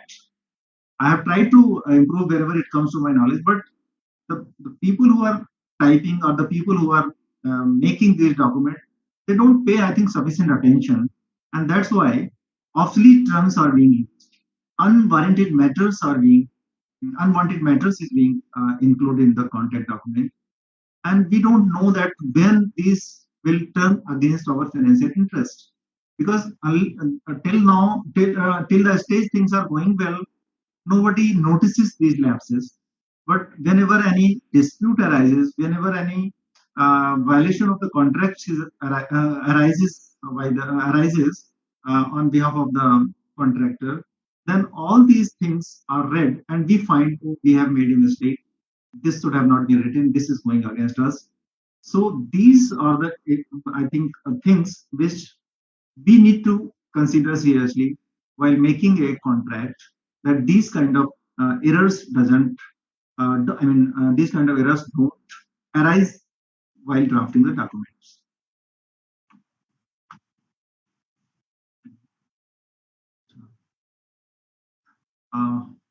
Next slide shows the type of contracts. We all know that there are certain contracts, format of contracts. Lump sum contract, that is called fixed price contract, item rate contract, percentage rate contract, price. I think we have written, it is a typing error, it is not price work, it is piece work contract, engineering, procurement and construction contract, and triple P contract. Very briefly, I will tell about all of them. Lump sum contract is a contract where we enter into contract agreement where we commit to pay a fixed amount for a work. This has a pros and cons, because one pros is, and I mean, favorable thing is that you are only under obligation to pay a fixed amount to a contractor, irrespective of the price rise or irrespective of any quantity variation. But the flip side of this is that sometimes, especially in the event when the prices are rising, when the market prices are rising upside, and the contractor starts getting expensive material, then he tries to compromise with the quality. He will try to compromise by putting substandard items. So GFR says that lump sum contract should be avoided. It is not applicable because generally it is discouraged by the government. Second is the item rate contract. Here we fix a item price per item. We decide to pay per item. These kind of contracts are entered when we are not clear about the total volume of the work, the total size of the work, and when we are waiting for the final approval from the government or higher authorities, and if we find that work is very important, then we enter into an item rate contract, so that we pay only for those items which are actually supplied or manufactured for our purpose. Third is a percentage rate contract. We are very familiar. This is generally used in the civil engineering contracts, like CPWD. They give an advertisement and they say that this particular building is to be constructed, and the bidders are required to quote that how much percentage below they will bid in comparison to the DSR, daily supply rate. This civil contract, even in our CMD, wherever they are advertising, normally they go for the percentage rate contract for smaller works. Here, the bidder quotes that how much below the standard rate. Standard rate in Delhi, we are following DSR rate, daily supply rates. So the bidders eligibility, bidders qualification is decided that who is quoting the highest rate below the DSR rate. So this is most common type of contract. And next is piece work contract. There is a misprinting. It is not price work, piece work contract. Piece work contract means that you have to bifurcate the work into pieces, I mean, in many phases. And according to the phase wise, you fix the rate. You ask the quotes based on the this BOQ according to the pieces of the work which are required. Third is the EPC contract. EPC contracts, it is also major type of contract, but it is generally used for the bigger works, bigger projects like building constructions of 50 crore or 100 crore. So here we give, or especially for the technical work, like our EMPC, they have recently entered into the EMPC contract with the Government of India undertaking for their upgradation of the Earth station. Because here there are a lot of integration processes involved, procurement processes involved, fabrication processes involved. So as a organization, we don't have that much technical expertise that we are capable of handling all of these articles separately. So then it is feasible, it is wise to go for selection of a competent technical consultant or technical firm who has expertise in that field and who can procure, who can fabricate, and who can construct that particular item for us, and who can make it functional as per our requirement. So that is EPC contract, which is generally used for a bigger contract. And here the advantage is that you save a lot of energy and lot of time also, because your organization is not expected to have expertise in all these areas. So you go for a selection of the competent firm. And last one is a PPP model contract. We all are aware.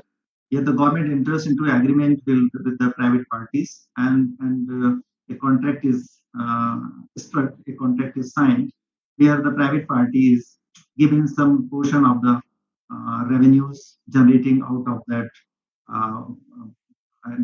that particular project completion, like the road construction. Sometimes a private like toll these routes. Government NHAI, they enter into a contract with the private parties finally, and that NHAI gives a certain revenue which is generated out of toll plazas to those parties. So this is the PPP model, which is also in prevalence, and this gives the advantage to the government. The government is not involved in day-to-day monitoring of the contract or day-to-day operations of the contract. Rather, it reaps the benefit of the contract, which is delivered by a private party who has technical competence in completion of kind of contracts. Next slide is this shows the the principles which are laid down in general financial rules. Our GFR lays down certain basic principles which are important for signing a contract document. Number one, the terms of the contract are to be precise, definite, and without ambiguities. In the government contracts, as we have been witnessing through various reports of the CAG and the CBC, the biggest problem is, as I have already pointed out earlier, that contract terms are not properly defined. They are not very precise, and there is a lot of scope for ambiguities and misinterpretations, misconstructions, which finally turns against the interests of the government in case of any dispute arises. And where the private parties are at advantage, they normally gets court orders in their favor because of these ambiguities, which can be interpreted in two ways. Next is the government contract should not involve uncertain or indefinite liability. Because of our lack of attention, sometimes the drafting of the contract document is in such a way that it doesn't define our final responsibility, final liability. So the most important item is that we have to put certain full stop that beyond this, the government is not responsible to pay anything to the contractor. So it has to be very, I think, careful drafting to ensure that there is no indefinite liability involved in the contract document. One suggestion is given in the GFI is that standard forms of the contract to be adopted, because every time we enter into contract, and if we design the contract document every time from the beginning, then you have to go for a legal vetting and for the financial vetting, and still there is a chance, still there is a possibility that you may have uh, encounter certain issues which are not consistent. There is lack of consistency with the previous contract. So it is advised that there has to be standardization of the forms, like bank guarantee forms, like undertakings, and like the standard terms and conditions, so that there is a continuity and there is uniformity in the contract documents. And in case of any dispute, we will get the advantage of that standardization. Letter of acceptance with GCC and SCC is sufficient for contract value of 1 to 10 lakh. It is for our understanding that the general financial rules gives us a freedom. If the contract value is for rupees 1 lakh and 10 lakh, in between 1 lakh and 10 lakh, then you need not to sign a elaborate contract document. If you give a offer of the job to a contractor, to a bidder, and if he gives a formal acceptance on your offer, it constitutes a legally binding document. It constitutes a legally binding contract, and there is no need of working hard on signing a formal agreement for rupees 1 lakh contract up to 10 lakh contract. So this is the liberty given in our GFR, and I am pointing out the GFR rule 225. Okay, you can refer into the GFR anytime convenient to you. These all conditions are given in the rule 225 of the GFRs. Now the next is that when the contract value is between 10 lakh rupees and above, from the 10 lakh and above, and the contract document comprises of the general conditions of the contract and special conditions of the contract, then there is no need of signing an elaborate document. We can enclose these general conditions of contract and the special conditions of contract as given in our tender document, and we can use it as an annexure, and we can sign a one-page contract document to arrive at a legally binding agreement. So for wherever there are GCC and SCC available in our tender documents, we can use those GCC SCC as a terms conditions of the contract, and one page agreement can suffice our purpose. The rule says that it is necessary to sign a contract document. It is necessary to execute a contract document irrespective of these financial ceilings when the contract is for turnkey works or maintenance contract. So these kind of exemptions which I have elaborated just before, which gives you liberty either to not sign formal agreement or one-page agreement, is not applicable for those contracts which are classified as a turnkey contracts or which are maintenance contracts, because these contracts are slightly different, slightly unique, because every organization has its unique requirements for the maintenance contract, and there are fine lines to be added to the maintenance contract, because maintenance contracts are a contract where you cannot predict everything in advance. Maintenance requirements are sometimes very unpredictable, like maintenance of lifts, maintenance of your firefighting system. These are the things which you cannot predict all the time that exactly what will the require. You can have some idea, but finally what will happen, like firefighting incident, if it happens, then you don't know what kind of further requirement will be there. So in these kind of contract, it is always advisable to have a formal contract. Rules for GFR says that no work should be executed without signing of the proper contract execution. No work of any kind should be commenced without proper execution of the contract. That is fine. Then the next slide shows that contract document has to be executed within 21 days of the issue of the letter of acceptance. So this time limit is given in the GFR itself. If after issue of your letter of acceptance, if the bidder doesn't turn up for signing of the contract document within 21 days, then it forms a sufficient ground uh, for invalidating that particular contract. We can decide to terminate that contract, and we can decide annulment of that contract if the bidder is unwilling to sign a contract document within 21 days. So this timeline is given in the GFR itself. Next is that cost plus contract should ordinarily be avoided. What is cost plus contract? This is actually one of the form of the lump sum contract. Here, what is done?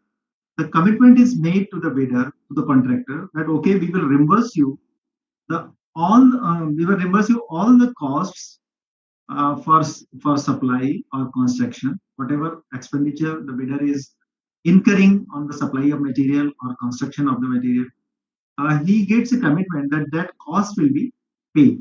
Plus, he will also get some percentage over that cost as a overhead charges. That is his profit. The government, the CBC, is discouraging this kind of contract. It says that these should be avoided. It is not saying that it is illegal. Avoidance is, endorsed. Avoidance is, advocated, because cost plus contract, you have no control on the cost of the service, because the contractor, he has got a blank permission that you will reimburse the cost. So then he's now having the free hand in bringing the cost to any level, bringing the to bring the material from anywhere, and to escalate the cost so that he gets benefit of the added cost and reimbursement of that. Next is the price variation clause provided in the long-term contract that should not be normally agreed if the contract validity is for less than 18-month period. Generally, in all the contracts, there is a price variation clause which says that in the event of market turning against the bidder, against the supplier, in case of the inflation, the cost of the items are going up, then there is a clause of reimbursement of the additional expenditure, additional cost to the contractor. But the CBC says, the GFR provides that we should not put this clause if the contract completion period, if the life cycle of the contract is ending within 18 months. This clause can be inserted only where the contract life cycle goes beyond 18 months. Next is the price variation clause must have a ceiling. It means that price variation, though agreed, it should not have a unlimited scope. There must be some cap on that we can say that, okay, we have entered into this agreement, and if the price rise is up to 10%, then we will not reimburse anything. If it goes up to 20%, then we will reimburse only 10%. That means 10 and 20, if in between 10 and 20, then there is a difference of 10%, that will be reimbursed. But if the price variation, if the price goes beyond 20%, then we are not liable for reimbursement of that. So that means the capping can be, should be, not can be, it should be placed in the agreement to protect the interest of the government.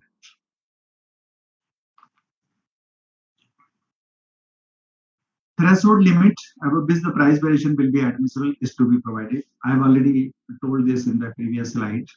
The threshold limit must be fixed, that we should put that beyond this, if the price goes beyond this level, then only we will be liable for reimbursement, otherwise not. No price variation is admissible on the advances staged payments. This is very important, and we also, I think, take care of this. Because what happens now in the especially in the construction related contract, there is a provision of mobilization advances. We release mobilization advances on time to time. That is called staged payments.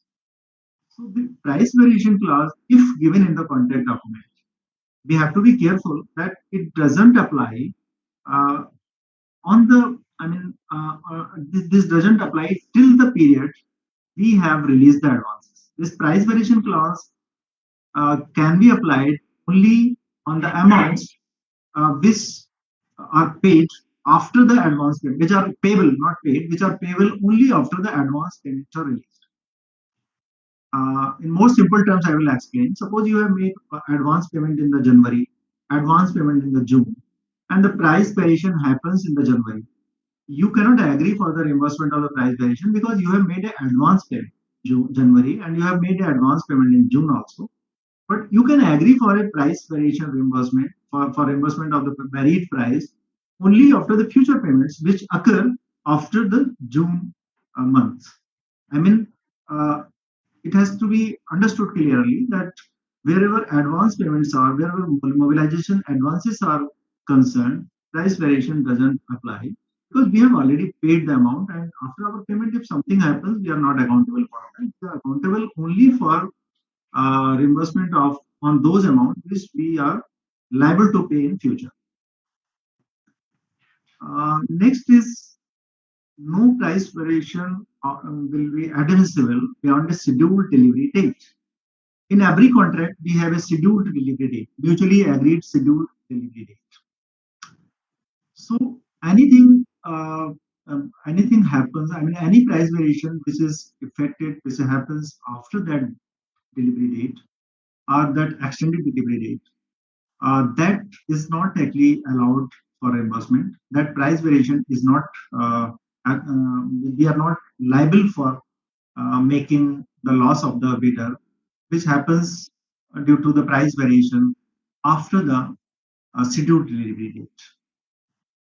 Next is the denial clause. Generally, in government contracts, bigger contracts, very bigger contracts, this clause is inserted. But sometimes it is overlooked in the smaller contract because people generally don't care when the contract value is for 50 lakh, 20 lakh. No, people are not that much careful, so they forget. Denial clause protects the government interest against any unforeseen liability due to the price increase or due to the increase in the statutory duties or taxes. So this clause has to be inserted, which says that the government is not like government or government organization is not liable for reimbursement of any addition into statutory duties or taxes after a certain date. So this denial clause is very important and it protects the government interest. Next is the clause for payment of the applicable taxes by the suppliers to be inserted. Sometimes contracts documents are silent. It is not clear that this contract that who will pay for these taxes, whether it will be separately payable or it is a part of agreed prices. So I think the GFR is very clear in this context. It says that there has to be a specific clause mentioning that the liability of payment of duties and taxes will fully lie on the bidder, on the supplier or the contractor. So this is the clause. This seems to be very important. I have come across a file from one regional center where the landlord, where the building was actually hired, the landlord is claiming that we had to pay VAT on that building, and now you please reimburse it. And VAT has been abolished in 2017, and I think that file was sent somewhere in 19 or so. And we are still actually finding difficulty in handling that case because the contract document was silent. It was not mentioning whether the VAT will be paid separately or it is the part of the rent which was agreed to in the agreement. So these kind of actually lapses sometime they put us into embarrassing situation. Next is the next rule is that lump sum contract should not be entered in. Lump sum contract, actually, what is lump sum contract? Lump sum contract means that the contract where we agree to pay a lump sum amount without working on the VOQs, without working on the quantities, without working on the material requirement of the contract. These contracts are sometimes entered by the construction agencies where work is of the importance nature, urgent nature, emergent nature, and where it is difficult to uh, prepare detailed BOQs. And there a lump sum contract is agreed upon. This has some vague elements, and you are not very clear that what components are included into this. So the CBC is discouraging this kind of contract.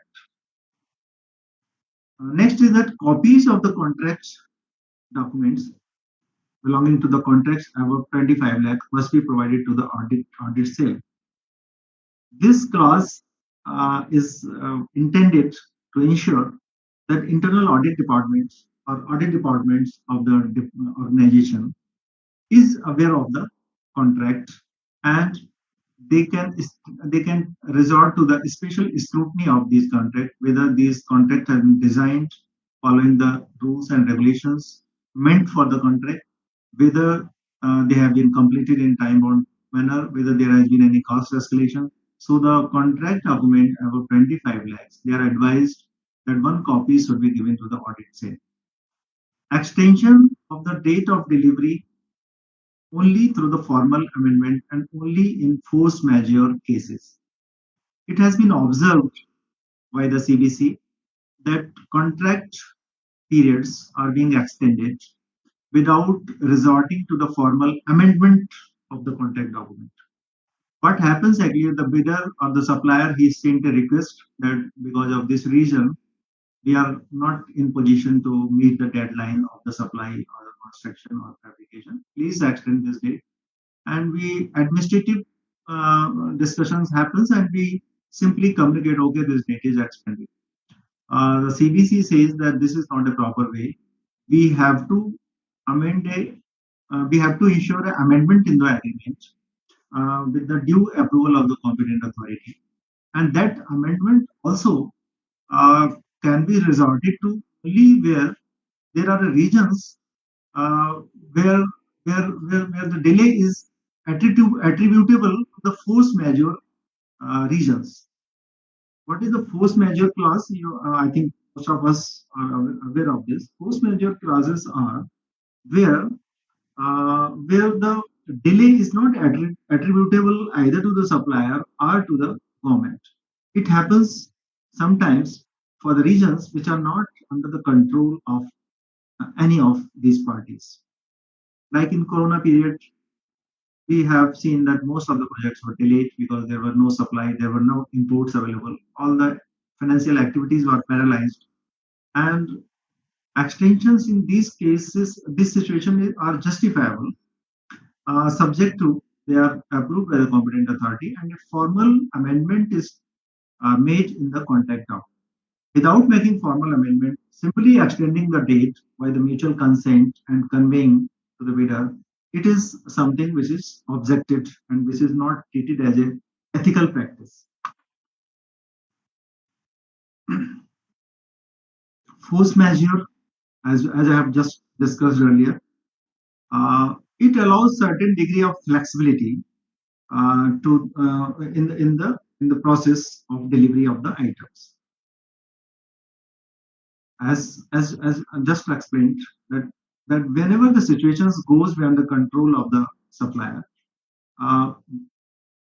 he can take help of this clause, and this help is this particular clause is one of the part and parcel of every contract document. But we should be very clear that force majeure clause does not does not waive off the entire contract liability. Rather, it only suspends the contract liability, contract obligation for a certain period. Suppose we have decided that the corona has corona has affected this 12-month period particularly, or 20-month period particularly. So the delay period, the supply which was expected 24 months before, that is only deferred for further 24. It doesn't give freedom to the supplier to come out of the obligation or to compromise with the obligations, or to compromise with the quality, or to compromise with any sort of agreed terms. accept that the flexibility or postponing the delivery period or postponing that those obligations only for a certain period. So this is the force majeure clause. It should not be used as an excuse for deferring the for indefinite deferring of the liability. One more item is liquidated damages in the contract document. We all are aware that liquidated damages are prescribed, they are fixed for the probable possibilities of any kind of loss that happens to the government or government organization due to delay in supply or due to improper supply by the bidder, by the contractor.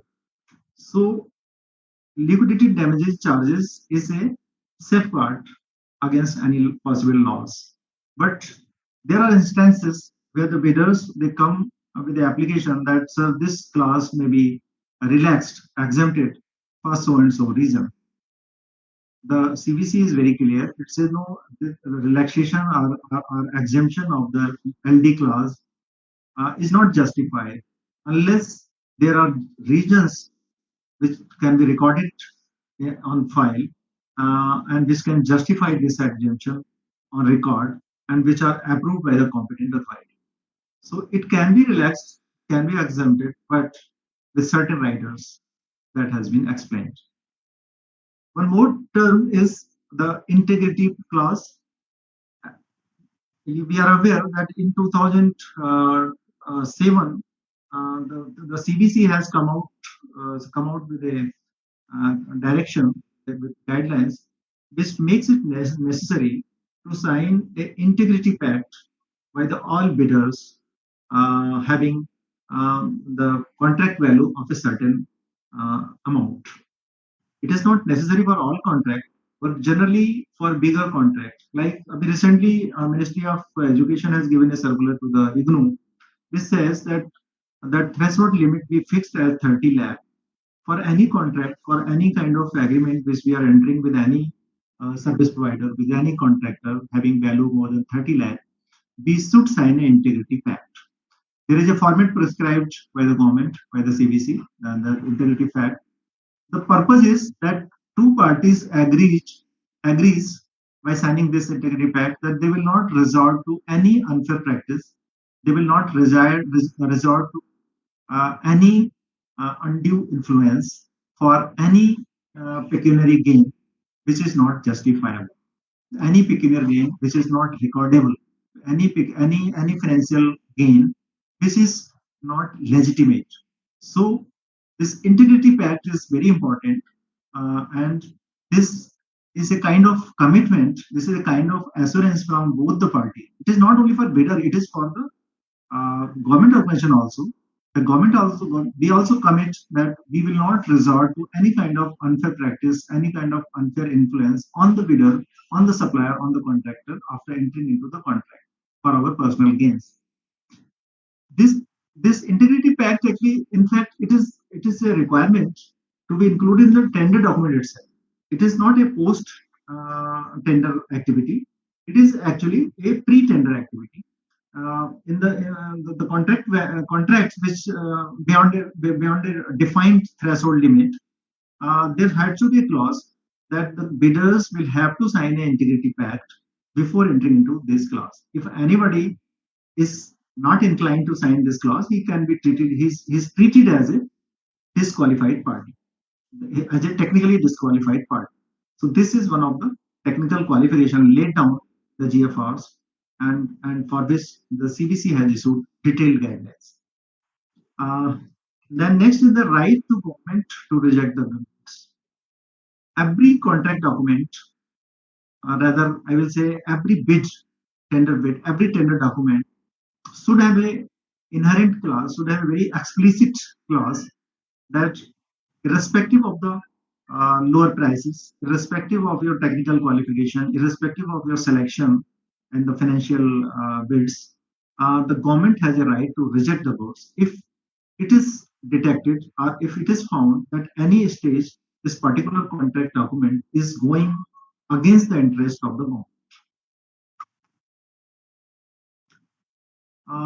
Two more things in the general principles. which normally are overlooked by the government organizations. Normally, we enter into agreement and we get the work done, and we simply forget the things. We simply release their EMD, but we forget to take no claim document from no comment no claim certificate from the government from the bidders contractors. So it has to be uh, ensure that once the contract is over, once the defect liability part is over, we have to take a kind of no claim certificate from the contractor, and ensuring that so that he subsequent date he doesn't put any claim before us for reimbursement of certain expenditure.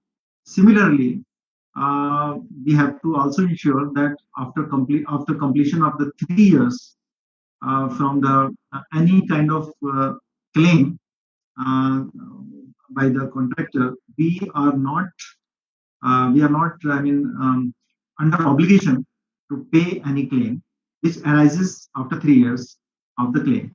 I will quote one example where we have in our IGNOU only. We had a contractor who was maintaining some electrical components, and after I think a contract is over, and I think 2 or 3 years after, he's sending a claim that IGNOU has to reimburse this much cost because he had paid certain amount on behalf of the employees as a group GIS, what is called group insurance scheme, and this EPF contribution.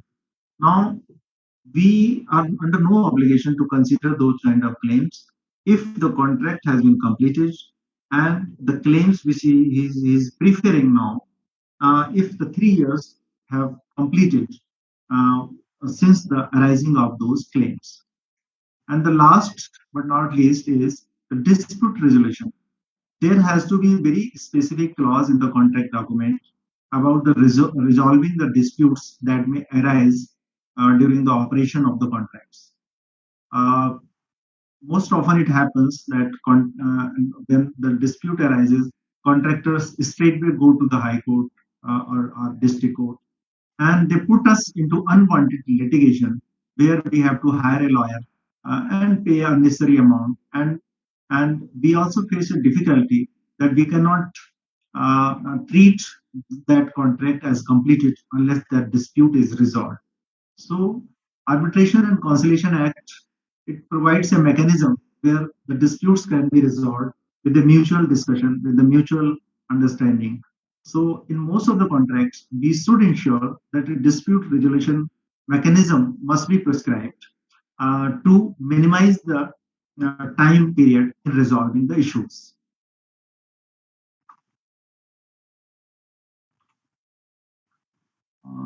The last slide shows the scenario where the post award monitoring is required. The earlier discussions were focused on the award of the contract, with the precautions, the steps which are required to be taken while awarding the contract or while executing the contract. This particular slide shows that what are the measures, what are the precautions we have to take after the award is completed. Once the contract is awarded. So number one is implementation to be strictly monitored, notices issued promptly for breach of provisions. We have once the contract is under execution, we have to as an arbitrary. So the idea is that during the implementation phase, at any stage, if we find the contractor lacking anywhere, then we are supposed to respond immediately. We are supposed to put the things in writing immediately. Quality assurance and inspection, that is one of the very important aspect, because you write any good thing in your contract document, you prescribe any high standards in your contract document. If we have no mechanism of ensuring that quality, or we have no mechanism of inspection of the quality, then those words only remain words in writing. It doesn't really give any advantage to us. So there has to be a mechanism for quality assurance inspection to monitor the contracts in the organization. procedure for safe custody and monitoring of the bank guarantee or other documents to be laid down. I have seen in my this experience that bank guarantees sometimes get expired, and sometimes we are not even aware that the validity of the bank guarantee has gone. What is bank guarantee? Bank guarantee is only a safeguard which provides us a leverage that if the default is made by the contractor, then we can ask the bank to liquidate that bank guarantee and pay the money to us so that we recover the loss which is caused by the default of the contractor. But the question is, there is a fixed date for that. And if that date expires and you simply keep that bank guarantee in your locker, it is just a waste piece of paper for us.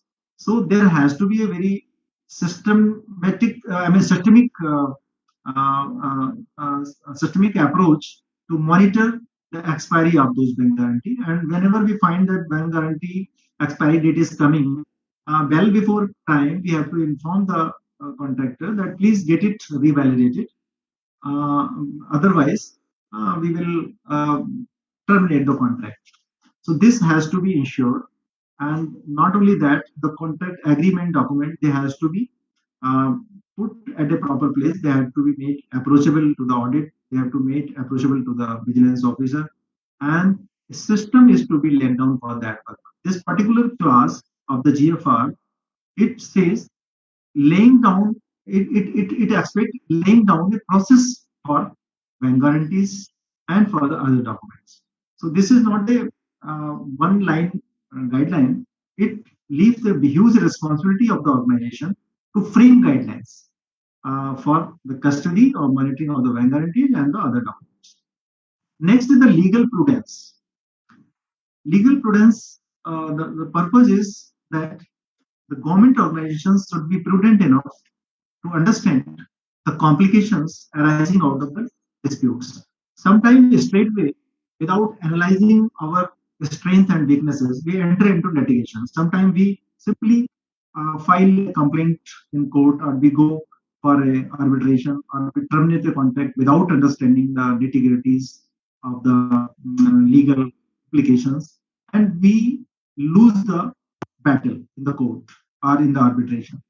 So we have to be very clear that whenever any dispute is arising, what is our legal strength, where we are strong and where we are weak. If we understand, if our legal department uh, tells us that no, these things are going against us, these particular clauses are drafted against us, then there is no point in going for the legal battle. If we are aware that we are going to lose, there is no point in going for a court. We have to find an amicable solution in these cases, preferably mutual discussions, and if not that, then maybe by the arbitration. But we have to conclude this thing instead of going into litigation and incurring higher cost without analyzing that what is the total cost of the agreement. Sometimes we incur illogically higher cost over and above the mutually agreed consideration under that contract. Integrity pact monitoring. In the earlier slide, I showed integrity pact. Now here we are talking of the monitoring. There is monitoring mechanism given in the GFRs. What is that monitoring mechanism? The government appoints IEMs. That is called um, uh,